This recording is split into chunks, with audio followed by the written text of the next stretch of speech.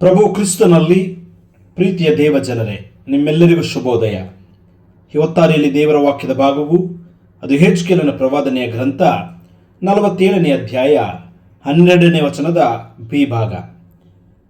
ತೊರೆಯ ನೀರು ಪವಿತ್ರಾಲಯದೊಳಗಿಂದ ಹೊರಟು ಬರುವ ಕಾರಣ ಅವು ತಿಂಗಳುಗಳಲ್ಲಿಯೂ ಹೊಸ ಹೊಸ ಫಲಗಳನ್ನು ಕೊಡುತ್ತಲಿರುವವು. ಅವುಗಳ ಹಣ್ಣು ಆಹಾರಕ್ಕೂ ಸೊಪ್ಪು ಔಷಧಕ್ಕೂ ಅನುಕೂಲಿಸುವುದು. There will bear fruit every month because their water flows from the sanctuary. Their fruit will be for food and their leaves for medicine. ದೇವಾಲಯದಿಂದ ಹರಿಯುವ ಅದ್ಭುತ ನದಿಯ ದರ್ಶನವನ್ನು ವಿವರಿಸುತ್ತದೆ. ಅದರ ದಡದಲ್ಲಿರುವ ಮರಗಳು ವರ್ಷಪೂರ್ತಿ ಫಲ ನೀಡುತ್ತವೆ, ಗುಣಪಡಿಸುವ ಎಲೆಗಳಿಂದ ಹೊಂದಿದೆ. ಈ ಮಾತು ದೇವರ ಸಾನ್ನಿಧ್ಯದಲ್ಲಿ ಗುಣಪಡಿಸುವ ಶಕ್ತಿ ಮತ್ತು ಕ್ರಿಸ್ತನಲ್ಲಿ ಹೊಸ ಸೃಷ್ಟಿಯ ನೆರವೇರಿಕೆಯನ್ನು ಎತ್ತಿ ತೋರಿಸುತ್ತದೆ.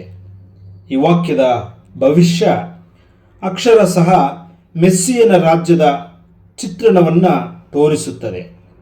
ಆ ಜೀವನದಿ ಭೂಮಿಗೆ ಹೊಸ ಜೀವವನ್ನು ತುಂಬುತ್ತದೆ. ಈ ಮಾತು ಆಧ್ಯಾತ್ಮಿಕ ಜೀವನಕ್ಕೆ ಒಂದು ಪ್ರಮುಖ ಸಾದೃಶ್ಯವಾಗಿದೆ.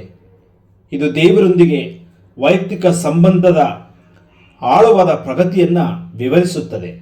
ಕಣಕಾಲುಗಳಿಂದ ಹಿಡಿದು ನೀರಿನಲ್ಲಿ ಈಜುವವರೆಗೆ ಅಲ್ಲಿ ದೇವರ ಪ್ರವಾಹಗಳಿಂದ ಒಬ್ಬ ವ್ಯಕ್ತಿ ಒಯ್ಯಲ್ಪಡುತ್ತಾನೆ. ದೇವರ ಪವಿತ್ರ ಸ್ಥಳದಿಂದ ಹುಟ್ಟುವ ಆ ನದಿಯು ಜೀವದ ಹಾಗೂ ಜೀವನದ ಮೂಲವಾಗಿದೆ. ಜೀವ ನೀಡುವ ದೇವರ ಉಪಸ್ಥಿತಿಯನ್ನು ಸಂಕೇತಿಸುತ್ತದೆ. ಇದು ಆಧ್ಯಾತ್ಮಿಕ ಕ್ಷಾಮವನ್ನು ತಂದ ಮಾನವೀಯತೆಯ ಪತನಕ್ಕೆ ವ್ಯತಿರಿಕ್ತವಾಗಿದೆ. ಜೀವಂತ ನೀರು ಪವಿತ್ರಾತ್ಮನಾಗಿದ್ದಾನೆ. ಆ ನೀರು ಎಲ್ಲೆಲ್ಲಿ ಸ್ಪರ್ಶಿಸುತ್ತದೋ ಅಲ್ಲೆಲ್ಲ ಜೀವ ನೀಡುತ್ತದೆ.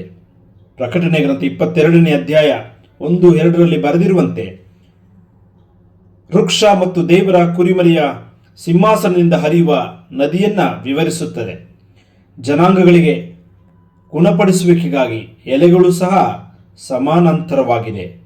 ಇಲ್ಲಿನ ಸಂದೇಶ, ಈ ದರ್ಶನ ವಿಶ್ವಾಸಿಗಳು ಬಾಹ್ಯ ಮಟ್ಟ ಮೀರಿ ದೇವರೊಂದಿಗೆ ಆಳವಾದ ಹಾಗೂ ದೇವರಲ್ಲಿ ತಲ್ಲೀನಗೊಳಿಸುವ ಸಂಬಂಧವನ್ನು ಹುಡುಕಲು ಪ್ರೋತ್ಸಾಹಿಸುತ್ತದೆ. ಆಧ್ಯಾತ್ಮಿಕ ಪುನರುಜ್ಜೀವನ ವ್ಯಕ್ತಿಗಳ, ಕುಟುಂಬಗಳ, ಸಭೆ ಒಂದು ಮಾದರಿಯಾಗಿ ಕಾರ್ಯನಿರ್ವಹಿಸಬೇಕು. ಪ್ರೀತಿ, ಶಾಂತಿ, ಗುಣಪಡಿಸುವಿಕೆಗೆ ಈ ಸಂದೇಶ ಕರೆ ನೀಡುತ್ತದೆ. ಪುನಶ್ಚೇತನಕಾರಿ ಕೆಲಸ ನಮ್ಮೆಲ್ಲರಿಂದಾಗಲಿ. ಆಮೇನ್. ಪ್ರಾರ್ಥನೆ ಮಾಡೋಣ. ಕೃಪಾ ಸಂಪೂರ್ಣನೂ ದಯಮಯನೂ ಆಗಿರುವಂಥ ನಮ್ಮ ಸ್ವರ್ಗೀಯ ದೇವರೇ, ನಿನ್ನ ಮಹೋನ್ನತ ಪರಿಶುದ್ಧ ನಾಮಕ್ಕೆ ಸ್ವಾಮಿ ಹೊತ್ತಾರೆಯಲ್ಲಿ ನಿನಗೆ ಸ್ತೋತ್ರ ಮಾಡುತ್ತೇವೆ.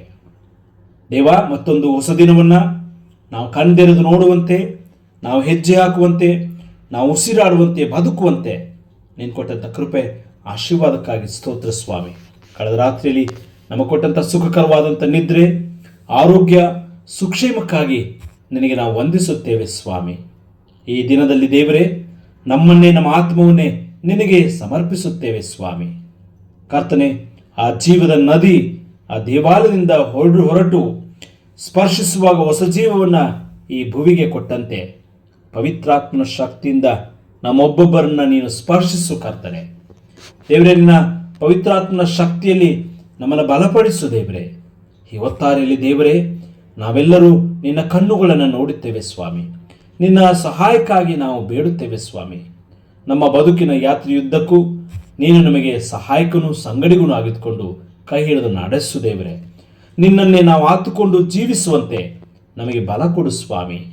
ದೇವರಿಂದಿನ ಎಲ್ಲ ಕೆಲಸ ಕಾರ್ಯಗಳಲ್ಲಿ, ನಮ್ಮ ಜವಾಬ್ದಾರಿಗಳಲ್ಲಿ, ಹೋಗೋಣ ಬರೋಣಗಳಲ್ಲಿ ಸ್ವಾಮಿ ನಿನ್ನ ಹಿಂಬಲವನ್ನು, ಮುಂಬಲವನ್ನು ನಾವು ಆತುಕೊಂಡು ಜೀವಿಸುತ್ತೇವೆ. ನೀನೇ ನಮ್ಮ ಜೊತೆಗೆ ಬಾ ಸ್ವಾಮಿ. ನಮ್ಮ ಹೆಜ್ಜೆಯೊಂದಿಗೆ ನೀನು ಹೆಜ್ಜೆ ಹಾಕು ಎಂಬುದಾಗಿ ಪ್ರಾರ್ಥಿಸುತ್ತೇವೆ. ನಮ್ಮನ್ನು ಈ ದಿನ ಕಾಪಾಡು. ಪ್ರಾರ್ಥನೆ ಕೇಳಿದಕ್ಕಾಗಿ ಸ್ತೋತ್ರ. ನಮ್ಮ ರಕ್ಷಕನು, ಒಡೆಯನೂ ಆಗಿರುವ ಯೇಸು ಸ್ವಾಮಿ ಹೆಸರಿನಲ್ಲಿ ಪ್ರಾರ್ಥಿಸಿ ಬಿಡುತ್ತೇವೆ ನಮ್ಮ ದೇವರೇ. ಆಮೇನ್.